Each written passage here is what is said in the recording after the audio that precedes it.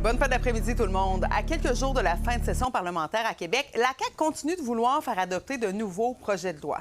C'est le cas d'une autre réforme de la loi 101. On va y revenir dans un instant parce qu'il a retenu l'attention aujourd'hui, c'est la position du Parti conservateur du Québec qui s'oppose à l'interdiction de la vente de boissons énergisantes aux moins de 16 ans. D'ailleurs, Laurence, la députée conservatrice Maïté Blanchette-Vézina, a fait un commentaire qui n'a pas très bien passé là, auprès des autres partis. Oui, tout à fait. On va y revenir, mais tout d'abord, il faut dire que ce projet de loi-là sur les boissons énergisantes devrait être déposé demain. Par contre, pour pouvoir adopter ce projet de loi-là aussi rapidement que vendredi prochain, soit la dernière journée des travaux parlementaires, il faut la collaboration de tout le monde. La majorité des élus, eux, ont dit qu'ils allaient collaborer. Par contre, effectivement, c'est pas gagné parce que ce processus d'adoption-là risque d'être compliqué, tu l'as dit, par la députée du Parti conservateur, Maïté Blanchette-Vézina. Elle est pas nécessairement contre. Par contre, elle dit souhaiter que le gouvernement prenne son temps pour écouter la science avant d'adopter sa loi. Cette loi-là, il faut aussi souligner qu'il y a le député indépendant Yuri Chassin qui n'a pas non plus confirmé son appui à ce projet de loi-là. Mais à la CAQ, par contre, on espère faire adopter cette loi-là rapidement pour éviter un nouveau décès comme celui de Zachary Miron, qui, on le rappelle, est mort après avoir consommé une boisson énergisante combinée à son médicament pour le TDAH. Ma mère et d'autres gens consomment des médicaments qui interagissent. Il y a une interaction avec le pamplemousse. Ça peut causer des décès, là. Ça peut interagir avec des médicaments. Est-ce qu'on va interdire le pamplemousse? Non.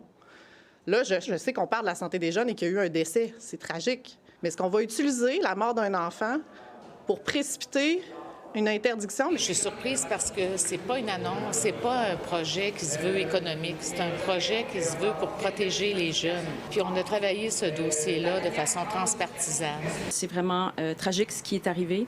On veut s'assurer que ça ne se reproduise pas. Alors moi, je m'attends à ce que l'ensemble des élus soient en faveur de ce projet-là. Laurence, c'est aussi le ministre Roberge qui, lui, veut élargir la loi 101 à la formation professionnelle et aux adultes. Oui, selon le projet de loi qu'il a déposé aujourd'hui, les personnes qui sont inscrites dans ces programmes-là seraient obligatoirement formées en français. Par contre, il faut préciser que ça ne concerne pas les personnes qui font partie de la communauté anglophone historique ni les Premières Nations. On estime au total que ça va viser 27 000 personnes annuellement, majoritairement dans la région de Montréal. Pourquoi ce projet de loi-là? Bien, on nous dit que c'est parce que les données montrent que les gens vont travailler majoritairement dans la langue dans laquelle ils ont reçu leur dernier diplôme. Mais encore une fois, on se demande pourquoi ce projet de loi-là est déposé en ce moment alors qu'il ne reste qu'une semaine aux travaux parlementaires. On a renforcé la loi sur la laïcité, on a adopté une loi sur l'intégration de la nation québécoise. Tout ça va dans cette même direction-là, du vivre ensemble, du partage de la culture commune. Si on avait adopté cette loi-ci il y a 6 mois, il y aurait une autre loi qu'on n'aurait pas pu adopter. Donc, on est dans un continuum. Il va falloir toujours être vigilant par rapport à la langue française. Alors, moi, je m'étais engagée à aller de l'avant avec un élargissement de l'application de la loi 101, puis c'est ce qu'on fait aujourd'hui. Mais ça sera pas adopté?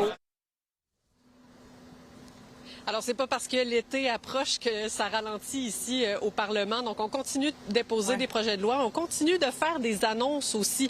Il y a la première ministre qui était accompagnée de la ministre de la Santé à la Malbaie aujourd'hui pour annoncer un investissement de 365 millions de dollars pour l'agrandissement, la modernisation de l'hôpital de la région. Donc, c'est un projet qui doit démarrer cet automne et s'étirer jusqu'en 2031. Le sprint final avant la fin de la session parlementaire. Merci, Laurence.